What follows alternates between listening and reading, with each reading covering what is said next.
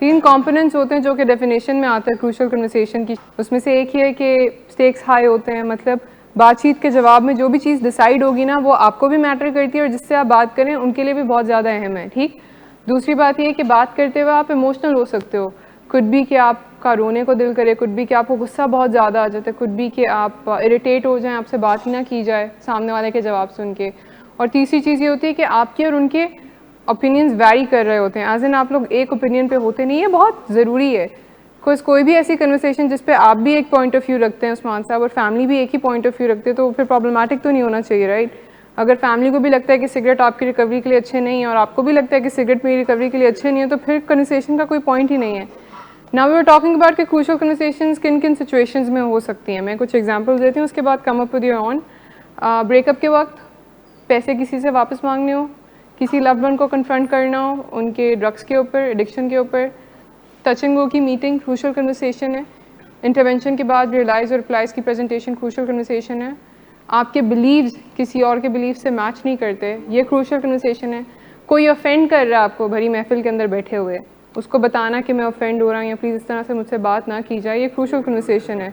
कोई आपको बुली कर रहा है, उसको असर्ट करना कि मुझे बुली ना करें, ये क्रूशियल कन्वर्सेशन है। और असर्टिवली नो कहना क्रूशियल कन्वर्सेशन है। और क्या एग्जांपल्स हो सकते हैं क्रूशियल कन्वर्सेशन की? डेथ हो गई है तो कंसोल करना, ये अक्सर लोगों को नहीं आती। पार्टनरशिप में बात ना मानना अक्सर ऐसे भी होता है कि हम कह देते हैं कि हम कर लेंगे बट हम करते नहीं है। ना करना सीधा सीधा। कोई पढ़ने के लिए बाहर जाना चाहता है, क्रूशियल कन्वर्सेशन हो सकती है। कोई मूव करना चाहता है, क्रूशियल कन्वर्सेशन हो सकती है। जॉब इंटरव्यूज, बैंक से लोन लेना, कोई बात मनवाना, स्टैंड्स की बात करना, क्रूशियल कन्वर्सेशन है।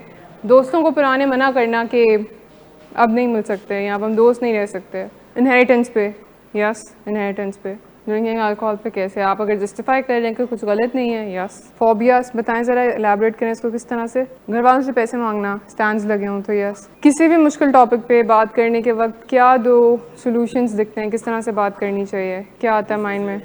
एक तो कि गुस्से से कि मैंने अपनी बात मनवानी है कि मेरी बात मानी जाए। दूसरा, 2 चीज़ें होती हैं, एक तो ये होता है कि हम ये लगता है कि गुस्से से बात करेंगे हमारी बात मानी जाएगी। दूसरी ये होती है कि हम कहते हैं बात ही नहीं करते, इसको रहने देते हैं। मिसाल के तौर पे किसी की बात से आपको गुस्सा आ रहा है तो आप सोचते हो कि बर्दाश्त कर लेते हैं, मैं कॉम्प्रोमाइज़ कर लेता हूँ, मैं इसको एक्सेप्ट कर लेता हूँ। कुछ अगर बात की मैंने तो किसी का मूड अपसेट हो जाएगा या मुझसे नाराज़ हो जाएंगे तो मैं बात ही नहीं करता। किसी फैमिली मेम्बर को बताना 100 डेज़ के रिहैब के बाद कि मुझे क्रेविंग हो रही है, ये क्रूशियल कन्वर्सेशन है, राइट? तो हम इस कन्वर्सेशन को अवॉइड करना चाह रहे होते हैं। ना कोई हमसे पूछे, ना हम उन्हें बताएं, ना हम डिस्क्लोज़ करें कि क्रेविंग हो रही है। ऐसे ही वो मेरे सामने शक्ल बनाएंगे, उसके बाद सजेशंस देना शुरू कर देंगे, मैं नहीं सुनना चाहता। एक तो ये कि आप अवॉइड करो, दूसरा ये कि आप बात करते हो लेकिन आप तरीके से बात नहीं कर पाते हो। इस चीज़ को पहले समझ लेते हैं कि इसका क्या फ़ायदा होता होगा जब आप खामोश रहते हो उन चीज़ों पे जब मैटर करती हैं। एक तो प्रोलॉन्ग हो जाती है, उनका कोई हल नहीं निकलता। दूसरा, अनएड्रेस्ड रहती हैं। हम कह रहे थे नुकसान क्या क्या हो सकते हैं अगर आप बात नहीं करते। क्रूशियल कन्वर्सेशन उन्होंने कहा प्रोलॉन्ग हो जाती हैं, अनएड्रेस्ड रहती हैं और कुछ सिचुएशंस अनरिजॉल्व रहती हैं। कुछ सिचुएशंस में मुझे लगता है हमारे बोलने ना बोलने का फ़ायदा कोई नहीं। इसकी एक एग्जाम्पल लेते हैं, ठीक है?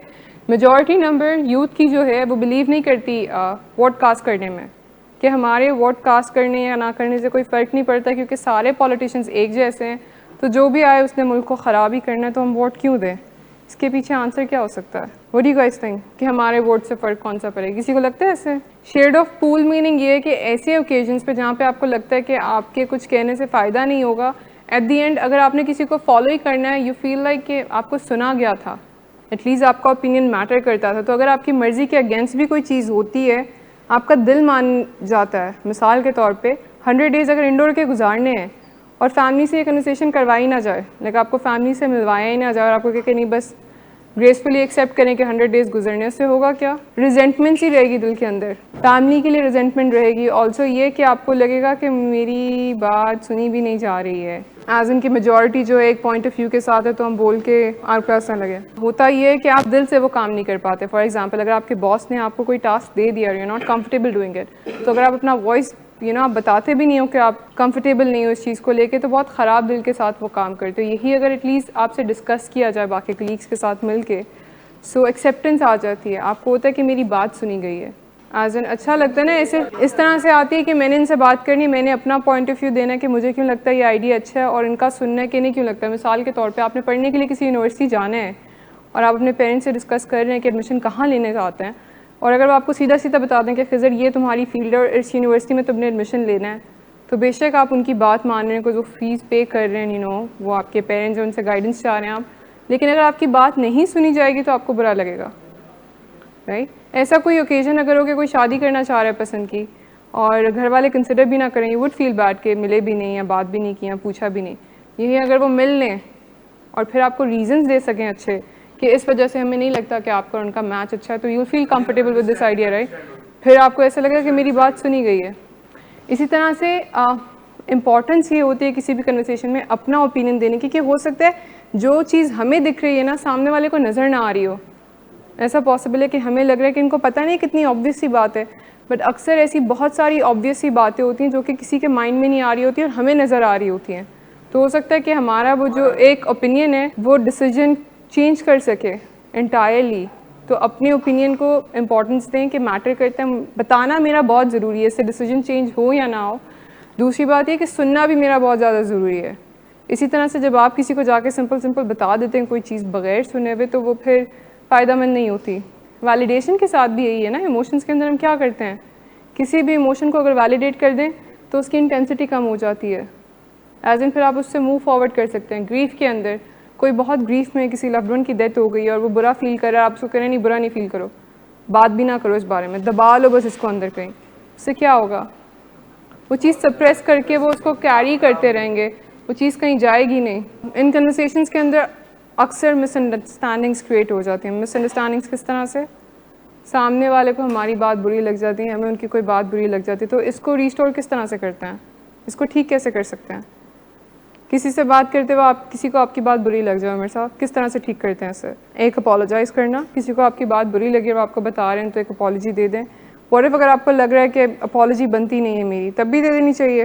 वो कह रहे हैं कि किसी को आपकी बात बुरी लगी है ना, तो कुछ सिचुएशंस तो ऐसी होती हैं कि जहाँ हमें लगता है कि हम हाँ गुस्से में बात कर ली थी तो हम अपोलोजाइज़ कर लेते हैं, बट कुछ सिचुएशंस होती हैं जहाँ हमें लगता है कि हमें अपॉलॉजी करने की ज़रूरत नहीं है, फिर आप वहाँ पे अपॉलोजाइज़ नहीं करते हो, अपनी अपॉलॉजी को उन सिचुएशंस के लिए रखते हो जहाँ पे आप जेन्युइनली मीन करते हो, आप कॉन्ट्रास्ट करते हो, पहले इस चीज़ को अटेंड करते हैं, या तो अपॉलोजाइज़ कर रहे हो जिस चीज़ पे आपको लगता है आपकी गलती है, या फिर आप उनको रीज़न दे देते हो कि ये मेरी इंटेंशन नहीं थी और ये मेरी इंटेंशन है।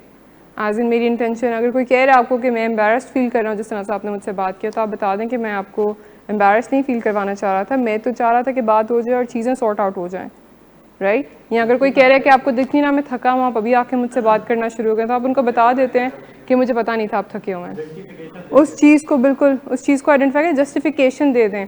इसके पीछे लॉजिक ये है, वो कहते हैं कि जब हमारे बहुत क्लोज दोस्त हमें कोई सजेशन देते हैं ना लाइफ से रिलेटेड, तो उनकी बात हमें बुरी नहीं लगती।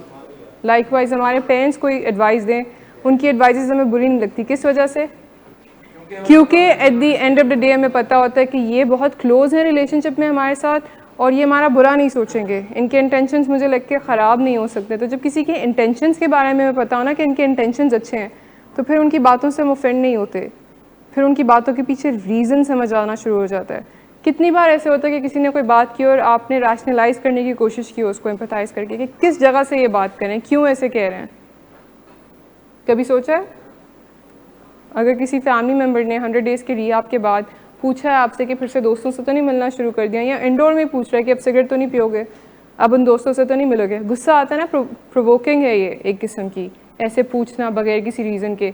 बट क्यों पूछते होंगे घर वाले? What do you think? Reassurity के लिए क्यों रीअश्योर करवाना चाह रहे हैं इस तरह से? एक तो वो पहले कर चुके हैं, ऑल्सो फैमिली का फियर है, वो इस फियर से ऑपरेट करते हैं, उनका डर है कि कहीं फिर से ना कर ले, राइट।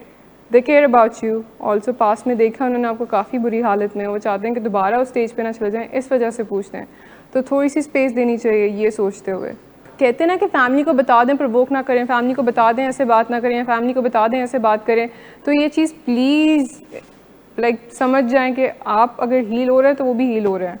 वो कोडिपेंडेंसी से गुजर रहे हैं, उन्होंने बहुत ज़्यादा इनेबल किया आपको एक्टिव एडिक्शन, उन्होंने बहुत ज़्यादा प्रोवोक किया आपको। पेशेंट अक्सर ऐसे कहते हैं ना कि मेरे फैमिली को समझा दें, इस तरह वाले सवाल मुझसे ना पूछें। अक्सर सब पेशेंट्स कहते हैं कि फिर ये मुझे प्रोवोक करते हैं, या इनको भी बता दें कि उन्होंने क्या क्या करना है फैमिली को, राइट। बट स्पेस देने की ज़रूरत है फैमिली को भी, तो उनको ठीक होने में भी टाइम लगेगा। वी नॉट सेइंग कि वो बिल्कुल हेल्दी माइंडसेट के साथ हैं, उनकी भी उतनी ही सफरिंग है।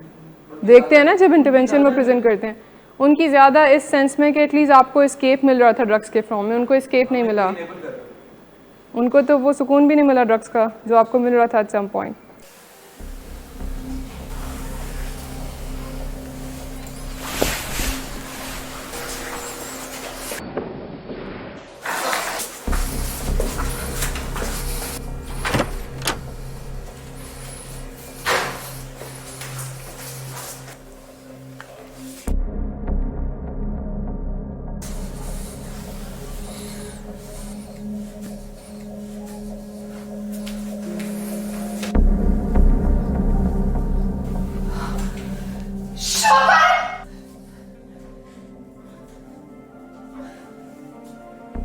शराब नोशी की वजह किरदार की खराबी नहीं, मूड की खराबी है। शराब नोशी कभी भी नशे की बीमारी में बदल सकती है। नशे की बीमारी हर स्टेज पर काबिले इलाज है। मदद हासिल कीजिए, क्योंकि वो ऐसा नहीं करेगा। विलिंग वेज से मदद हासिल कीजिए, कहीं से भी मदद हासिल कीजिए, लेकिन फौरी मदद हासिल कीजिए। जिस मुआवजे के इंतजार में आपने बहुत देर कर दी, अब वो दस्तक दे रहा है। मदद हासिल कीजिए, मदद हासिल कीजिए, मदद हासिल कीजिए। क्रूशल कन्वर्सेशन में बेसिकली दो एंड्स पे चले जाते हैं, या तो वायलेंस की तरफ या साइलेंस की तरफ। साइलेंस इज़ कि जब आप विड्रॉ करना शुरू कर देते हो कन्वर्सेशन से, आप बात नहीं करते हो। इसके डिफरेंट फॉर्म होते हैं, ज़रूरी नहीं कि कोई चुप हो गया तो वो साइलेंट की फॉर्म में है।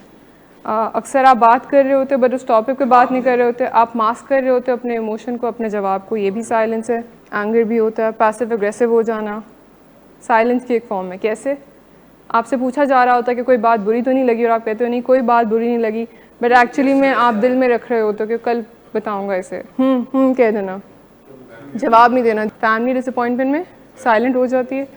कुछ फैमिली मेम्बर्स जो नाराज़ हो जाते हैं, पैसिव एग्रेसिव। जब फैमिली मेम्बर्स नाराज़ हो जाते हैं और लगता है नाराज़ होकर इनको एहसास दिला देंगे, आपको लगता है वो हेल्पफुल होता है किसी का नाराज़ हो जाना? आप किसी से नाराज़ कैसे हेल्पफुल होता है हसन साहब? नहीं, वो टेम्प्रेरी एक अच्छा मतलब ऑप्शन लग रहा होता है, लॉन्ग टर्म में अच्छा ऑप्शन नहीं लग रहा होता है इस तरह से। आपको लगता है कि ये अभी टॉपिक अवॉइड कर दिया जाएगा, आप नाराज़ होते हो और आपको होता है इसको खुद एहसास होगा। फिर आप वेट कर रहे होते हो कि मैंने तो उसको बोला मैं नाराज़ नहीं हूँ, लेकिन आप वेट कर रहे होते हो कि आके भी मुझे सॉरी कहे, इसको एहसास हो। और जब उसको एहसास नहीं होता तो हम गुस्सा ज़्यादा आता है कि एक तो इसने ये बदतमीज़ी की है मेरे साथ, ऊपर से इसको एहसास भी नहीं हुआ। मैंने तो कहा था कि मुझे बुरा नहीं लगा, लेकिन उसको पता होना चाहिए था। इस तरह से नहीं होता। कोई आपका दोस्त आपकी बर्थडे भूल गया, आप एक्सपेक्ट कर रहे हो कि ये मुझे कॉल करके विश करे और अपोलोजाइज़ करे, और आप नहीं उसको बता रहे कि वो भूल गया, तो किस तरह से करेगा? और आप कह रहे हो कि नहीं मैंने इसको अवॉइड करना है, ऐसे ही कन्फ्रंट करना पड़ेगा। क्या माइंड रीड करे? देयर इज़ अ रीज़न कि ह्यूमन बींग्स कम्युनिकेशन के साथ हैं। ये हमारा एक साइन है कि we are improving, we are learning. तो हम कैसे बैक ट्रैक हो जाएँ इस चीज़ में? बताना होता है लोगों को क्या चीज़ बुरी लग रही है, क्या चीज़ अच्छी लग रही है, किस चीज़ के साथ आप कंफर्टेबल हैं, किस चीज़ के साथ आप कंफर्टेबल नहीं है। लाइकवाइज बाउंड्रीज़ के साथ भी। जब गुस्सा आता है ना, किसी की रात के 12-1 बजे कॉल आ जाती है, देयर सर्टन फैमिली मेम्बर्स जो आउट ऑफ नोवेयर आपको वीडियो कॉल कर लेते हैं, एंड यू गेट अनॉयड कि ये we are not that close, या इस तरह से कॉल नहीं करनी चाहिए, डायरेक्ट वीडियो कॉल कर देते हैं। और फिर क्या करते हैं उस सिचुएशन में? आप काट देते हैं और फिर उसके बाद कहते हैं कि दूसरी ऐप पे चले जाते हैं, प्रिटेंड करते हैं कि हम ऑनलाइन नहीं है, और वो देख चुके होते हैं आपका लास्ट सीन, वहाँ से जाके ऑफलाइन कर देते हैं। तो फिर अवॉइड कर देते हैं ना, साइलेंस की तरफ चले जाते हैं कि इनको लगेगा मैं बिज़ी हूँ। बता देना चाहिए कि इज़ इट इम्पॉर्टेंट, या फिर कुछ अर्जेंट है। कोई पूछ रहा है आपका फीडबैक, और अपने फीडबैक को मास्क कर देना। मिसाल के तौर पर सलाम साहब, कोई पेशेंट आके शेयर कर रहा है अपनी हिस्ट्री, और आप उसको बताना चाह रहे हैं कि नहीं यार तुम गलत हो, लेकिन आपको लग रहा है मैं इस तरह से बताऊँ कि इसको बुरा भी ना लगे कि इसने बदतमीज़ी की है घर वालों के साथ, लेकिन ऐसा ना हो कि कल को आके मुझसे बात ना करे, शेयर ना करे, तो मैं इसको सैंडविच करके बता दूँ किस तरह से। वो जो सैंडविचिंग की टेक्निक है ना, कि शुरू में मैं इसकी तारीफ़ करूँगा, बीच में अपनी बात कहूँगा, और एंड पे भी इसकी तारीफ़ करूँगा, ताकि इसको पता ना चले मैं इसको बताना क्या चाह रहा हूँ, इसको बुरा ना लगे। बट इस टेक्निक में वाकई सामने वाले को पता नहीं चलता कि आप बताना क्या चाह रहे हैं, उसको समझ नहीं आता कि ये मैसेज क्या देना चाह रहे हैं। अगर आप उसको ये कहने कि यार तुम्हारी रिकवरी बहुत अच्छी जा रही है, कभी कभी तुम्हारे घर वाले तंग करते हैं ना, तुम अवॉइड किया करो, वैसे मुझे बहुत अच्छी एक्सपेक्टेशन है तुमसे, तो घर वालों को बताना चाहिए कि आप ऐसे स्टेटमेंट्स देते हैं तो मुझे अच्छा नहीं लगता। और मे बी अगर घर वालों के बाद आप काउंसलर से भी आकर शेयर कर सकते हैं कि ये मुझे ऐसे कर दें तो मुझे अच्छा नहीं लगता, दैट माइट हेल्प। और कुछ सिचुएशंस ऐसी होती हैं कि उसमें डिस्टेंस करने की ज़रूरत होती है। वायलेंस के अंदर हम क्या करते हैं कि अब किसी भी तरह से इसको गलत प्रूफ करना है, एग्रेशन शो करनी है, इंटिमिडेट करना है। इंटिमिडेट करने के लिए क्या क्या कर सकते हैं? किसी को उसकी पुरानी गलतियाँ याद करा के कि तुम तो बात ही ना करो, तुम तो खुद नशा करते रहे हो। अब्यूसिव लैंग्वेज यूज़ कर सकते हैं, उसको बुरे बुरे नामों से बुला सकते हैं, ऊंचा बोल सकते हैं, उसको उसकी बात कंप्लीट ना करने दें, उसको बात के बीच में काटना शुरू कर दें, थ्रेट कर सकते हैं, और ना सुनना, उसकी बात ना सुनना, अवॉइड करना, दरवाज़ा बैंग करके चले जाना। और वायलेंस में आप आंख मिलाते हो, हाँ आप आंख मिलाते हो, आपने इंटिमिडेट करना है ना, आप आंख नहीं मिलाओगे तो आप इंटिमिडेट कैसे करोगे? अब आंख मिलाना ज़रूरी है बदतमीज़ी के लिए। ये सब फॉर्म्स चलें वायलेंस के, दोनों ही सिचुएशन में, अगर कोई साइलेंस में या वायलेंस में, तो लग रहा है कि उनको सेफ्टी जो है रीअश्योर करने की ज़रूरत है, वो सेफ़ फील नहीं कर रहे। अगर कोई साइलेंस या वायलेंस का इस्तेमाल कर रहा है अली सिद्दीकी साहब, तो लग रहा है कि वो सेफ़ फील नहीं कर रहा है, इसलिए उनको लग रहा है या तो कि अगर मैं बात कर रहा हूँ मेरी बात को इंपॉर्टेंस नहीं दी जा रही, सुना नहीं जा रहा है, या अगर मैंने इनसे कोई बात शेयर की तो ये इसको सीक्रेट नहीं रखेंगे इसलिए मैं इनसे बात शेयर नहीं करूँगा, और वो साइलेंस की तरफ जा रहे हैं। दैट मीन्स कि उनको सेफ्टी रीअश्योर करने की ज़रूरत है। लाइकवाइज अगर वो गुस्सा कर रहे हैं, बदतमीज़ी कर रहे हैं, या ऊंची आवाज़ में बात कर रहे हैं, धमकी दे रहे हैं, आपको पास की आपकी गलतियाँ याद करवा रहे हैं, तो ये सब इस बात की निशानी है कि उनको लग रहा है कि आराम से इसने मेरी बात नहीं सुननी, ना समझनी है, तो मैं इससे बदतमीज़ी करूँ ताकि ये मेरी बात समझे और सुने। ठीक है, दोनों ही सिचुएशंस में आपको पता चल गया ना कि थिंग्स आर नॉट राइट। जब आपको लग रहा है कि वो चुप है, सामने वाला आपसे बात ही नहीं कर रहा, ओपन अप ही नहीं हो रहा, तो फिर आपको कॉन्फिडेंस में लेने की उनको ज़रूरत है कि यू कैन ट्रस्ट मी, मैं आपको जज नहीं करूँगा, this will stay between us, या फिर आप कंफर्टेबल होकर बात करो, आई वांट टू नो, चीज़ें बेहतर हो जाएंगी अगर बात करेंगे। इस तरह से आप साइलेंस से किसी को निकाल सकते हो, वायलेंस से आप इस तरह से निकाल सकते हो कि आप उनको कहते हो कि सेफ़ एग्ज़िट, साइलेंस वायलेंस दोनों में ले सकते हैं कि आप सेफ़ एग्ज़िट ले लेते हो। सेफ़ एग्ज़िट और विड्रॉ करने में फ़र्क ये है कि सेफ़ एग्ज़िट आप बता के लेते हो कि चलो थोड़ा टाइम ले लेते हैं, ले सकते हैं, स्पेशली जब कोई वायलेंस में आपको लग रहा है कि हाइटेन इमोशंस के साथ कोई बात कर रहा है, अभी बहुत इमोशनल हुआ हुआ है सामने वाला, तो आप उसको कहते हैं कि कल बात कर लेते हैं, सुबह उठ के बात कर लेंगे, 10-15 मिनट का टाइम दे देते हैं, कोई भी टाइम देते हैं जो भी अवेलेबल हो आपके लिए।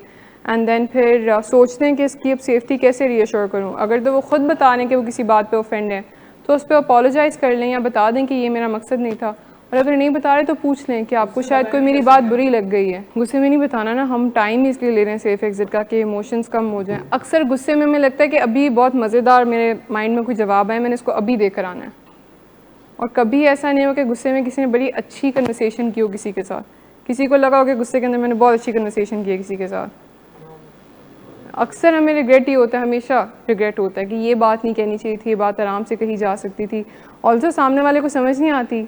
ऐसा कभी हुआ है खिज़र साहब आपकी लाइफ में कि आपने किसी को गुस्से में कोई बात की और अगले दिन आके उन्होंने कहा आपने जो गुस्से में मुझे कल बात समझाई थी ना बहुत अच्छी लगी मुझे। हाँ, लेकिन इस प्रूफ करने के चक्कर में पूरा रिलेशनशिप ख़राब हो जाता है। डिपेंड्स, आप उनसे पूछ लेते हैं कि दोबारा बात कर लेते हैं कब करना है। ये भी ऑल्सो डिपेंड्स कि कितना अर्जेंट है टॉपिक, कितनी अर्जेंटली उस चीज़ को लेकर डिसाइड करना है। बिल्कुल, अगर तो टाइम दिया जा सकता है तो एक दिन का टाइम ले लें, अगर नहीं दिया जा सकता तो उन्हें कहते हैं कि पानी वानी पी लें, कुछ खा लें। कभी कभी ये भी हो सकता है कि ऐसी सिचुएशन में कहीं जा नहीं सकते तो कहते हैं चलो किसी और टॉपिक पे बात कर लेते हैं, पहले किसी लाइटर टॉपिक पे बात कर लेते हैं। मकसद ये होता है कि किसी भी क्रूशल कन्वर्सेशन में रिलेशनशिप को सेव करना ज़्यादा ज़रूरी होता है। ऐसी बहुत सारी चीज़ें हैं कि जिनसे हम एग्री नहीं कर सकते, हर इंसान से हम हर बात पे एग्री नहीं कर सकते, तो फिर उस चीज़ को एक्सेप्ट करके आगे चलना होता है कि रिलेशनशिप तो बचाना ना, रिलेशनशिप ख़राब ना हो। जो वो गुस्से वाली बात करें, गुस्से से बात करके कन्विंस करने का कोई फ़ायदा नहीं है, आप रिलेशनशिप को खो देते हो। आप किसी ऑफिस गए हैं, ठीक है, गवर्नमेंट के ऑफिस, सबको लाइंस में लगना पड़ता है और वेट करना पड़ता है, नोबडी लाइक्स इट, गर्मी है, ठीक है, और आप देख रहे हैं कि आपके सामने कोई पैसे दे के आगे अंदर जाई जा रहा है। पासपोर्ट के ऑफिस की एग्जांपल ले लेते हैं, ठीक है, वैक्सीन की लाइन ले लें, कोई पैसे दे रहा है, उसको पहले बुला रहे हैं और आपको वेट करना पड़ रहा है, तो अब जाके कैसे कन्फ्रंट करेंगे उसे? गुस्से से। कहाँ है तुम्हारा बॉस, उसको बुलाओ, शिकायत लगाओ, हमारे पैसे खाते हो तुम और हमें नहीं जाने दे रहे हो। कितने लोगों को ये हेल्पफुल लगता है? हाँ, हम टैक्स पे करते हैं इसलिए पाकिस्तान के हालात नहीं बेहतर होते, आप जैसे लोगों की वजह से। शर्म नहीं आती आपको? वो बुजुर्ग आंटी बैठी हुई है वहाँ पे, एहसास नाम की कोई चीज़ नहीं है, तो क्या निकलता होगा इसका? आपका क्या कहता होगा? उसको शर्म आती होगी, वो कहता होगा सर प्लीज़ आप पहले चले जाएं, मैं रुक देता हूँ लॉन्च बैग से। की वो वेट करता है कि अब मैं देखता हूँ कि आप कैसे जाएंगे, वो आपको जानबूझ के तंग करेगा, उसका तो रोज़ का काम है, और लेट कर देगा, लाइन आगे बढ़ाएगा ही नहीं। और कभी किसी ने ऐसे देखा होगा किसी के बॉस को बुला के उनको डांट पड़वाई और उसके बाद उन्होंने बड़े अच्छे से आपको सर्व किया हो। अगर कोई गुस्से का बहुत तेज़ हो तो रादर देन दिस के लोगों को उनकी बात समझ आए, लोग अवॉइड करते हैं उनसे बात करने को।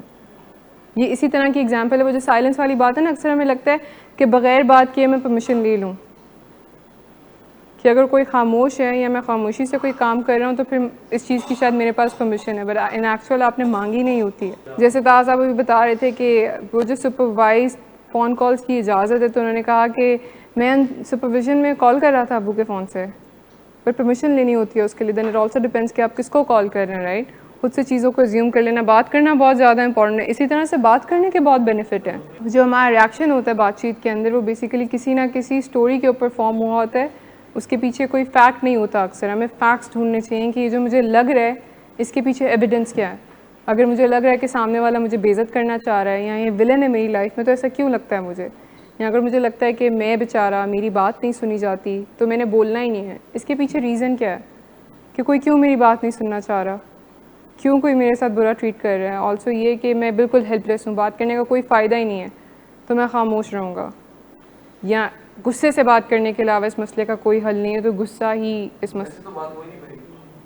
ये जो तीनों चीज़ें हैं इनको क्लेवर स्टोरीज़ कहते हैं। ये स्टोरीज़ होते हैं जो हमारे माइंड हमें बताता है, इसके पीछे फैक्ट नहीं होता, तो हमेशा एविडेंस ढूंढने कि इसका प्रूफ कहाँ है। इसकी वजह ये होती है कि हम अपने एक्शन को जस्टिफाई करना चाह रहे होते हैं कि मेरा ये जो डिसीजन है ना कि मैंने इससे बात नहीं करनी है, या मेरा जो डिसीजन है कि मैंने इसको बताना है गुस्से से, इन दोनों के पीछे हम खुद को कोई स्टोरी बता रहे होते हैं कि इसके अलावा कोई अच्छा हल नहीं है मसले का। जैसे मिसाल के तौर पे जब पेशेंट कहता है ना, या कोई भी कहे कि मैं तो हर तरीके से वैसे बात कर चुका हूँ, तो आप बताएं इस मसले, थप्पड़ मारने के अलावा तो इस मसले का कोई हल नहीं था ना, तो कहीं ना कहीं दे हैव लर्नड इट, उन्होंने सोच लिया होता है कि यही हल है, तो फिर उसके अकॉर्डिंगली वो उस चीज़ को जस्टिफाई कर रहे होते हैं। अगेन इसको ब्रेक करना है। अगर तो ये स्टोरी है, मैंने एविडेंस ढूंढना है, और अगर एविडेंस मिले तो ठीक है, फिर डिस्कस विद समवन एल्स, और अगर एविडेंस नहीं मिले तो ख़ुद को बताना है कि इसका एविडेंस नहीं है, मुझे बात करनी है। अगेन जो क्रूशल कन्वर्सेशंस होती हैं किसी भी एक सिटिंग में सॉर्ट आउट नहीं हो जाती। एक सिटिंग में बैठ के आप डिसाइड नहीं कर सकते कि आपने कौन से कॉलेज पढ़ने के लिए जाना है, कौन सी फील्ड में जाना है। मल्टीपल कन्वर्सेशंस चाहिए होंगी उसके लिए, 5 to 10 to 15 to 20। लेकिन हर सिटिंग में ये हो सकता है कि आप किसी नई इन्फॉर्मेशन के साथ जाएं। मे बी ये है कि आपको भी और सामने वाले को क्रूशल कन्वर्सेशन बहुत अच्छे से करनी आ गई है, ये हो सकता है। ऑल्सो कोई आपको इन्फॉर्मेशन दे रहा है और आप जाके सर्च कर रहे हो, आप पढ़ रहे हो उसके ऊपर, आप और रिसर्च करके आते हो, आप बताते हो कि ये और कुछ नई इन्फॉर्मेशन मुझे मिली है। अगेन और सेटिंग्स चलेंगे ना, एटलीस्ट जितना भी आप कहना चाह रहे हो, एक्सप्रेस करना चाह रहे हो, डिसीजन लेने से पहले आप बता देते हो।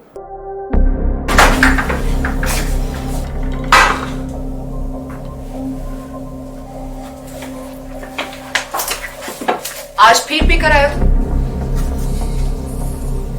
मेरा नहीं तो इन बच्चों का ही ख्याल कर लो। बंद करो तुम अपनी बकवास।